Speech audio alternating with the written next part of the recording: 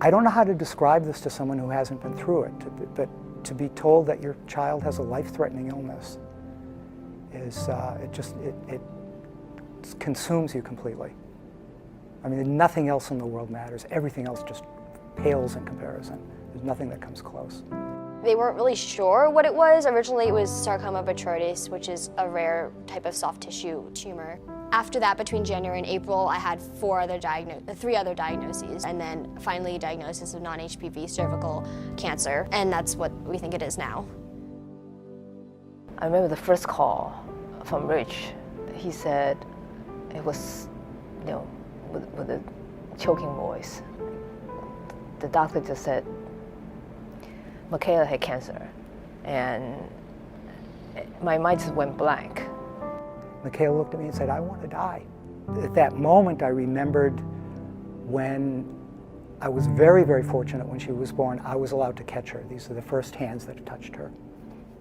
And I remember looking down at her, and one of the things I promised to myself is, I'm not going to lie to her. What I ended up saying to her was, there are a lot of very smart people with a lot of experience, technology, the latest developments, and they're going to do everything that they can to make you as well as possible, as soon as possible. Chemo lasted for 3 or 4 weeks, and then by the 4th week they found another tumor. So I was hospitalized immediately, and I started radiation. They did a scan after I finished radiation, and there were more tumors in my lungs and my liver. So I started immunotherapy, and then my lung collapsed after I started. I'm still on immunotherapy now, so it's been more than a year, but everything's getting better.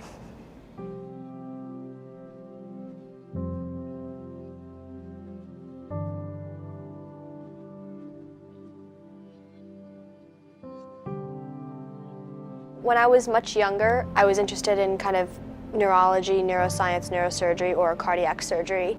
Over time, she started thinking about something very special for her. And with her interest in medicine and her desire to be a cardiothoracic surgeon, it seemed like a natural. I still remember when I was at a medical camp at Johns Hopkins this summer. I got back, was ready to do my homework, and I got the phone call saying my wish has been granted and they're flying me down to Texas. It was, I was like almost gonna scream, but I was in my dorm room and I couldn't do it.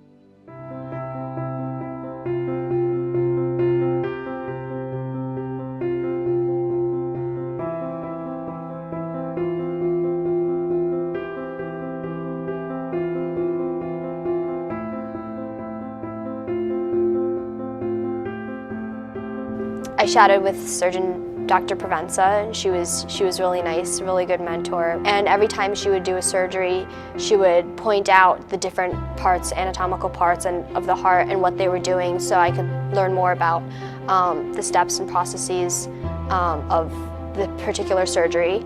Every time we had free time when we went to get lunch, she would always talk to me about the cases, always give me advice about like how to get to where I want to be, how to become a cardiothoracic surgeon.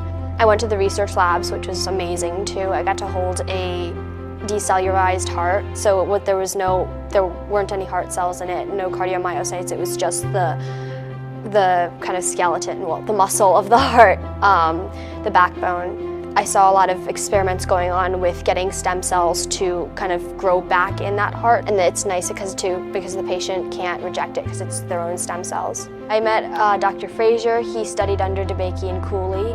Cooley performed the first artificial heart transplant in the United States. I met Dr. Caselli. He's the chief of cardiothoracic surgery. I met a lot of people at the research labs.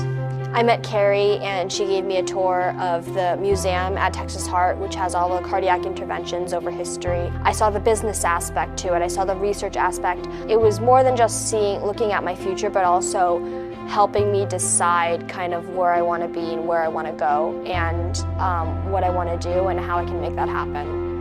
Even before the wish, right? Just the fact that Make-A-Wish, the organization itself, enable her to actually go through that process of like, these are things that, or like imagining what she could possibly do. I mean, that experience itself is, and the wonderful place here, which you could come and actually, just kind of put herself in the place where, well, what do I want to do? I still remember the first time I came in when I made my wish. I went through the front doors and met my volunteer wish granters downstairs, and then they brought me upstairs to the inspiration room, and they kind of gave me a tour of the castle. Since then, I've been coming here before treatment. People here, like everybody who kind of shares the area, they get it. They get being in my position. For her to have to focus on it, to think, okay, I'm going to get through this, and I'm going to be able to do anything at all. What am I going to do? And to spend time thinking about that itself is a gift. It helps healing. I really think it helps healing, definitely on the spiritual side. This is a life-changing experience for her, and it's cemented her decision to do everything she can to become a cardiothoracic surgeon. Everything that happened during my wish was more than I could have imagined. You know, people say the sky is the limit, but it's more than that. And I know you went over the top for me, and you go over the top for a lot of other kids, and it's just marvelous that you can make this happen. Everyone who has ever made a donation to Make-A-Wish, your sponsors, the gift that you have given my daughter is beyond measure. Language, spoken language, written language is impotent in the face of a gift like this.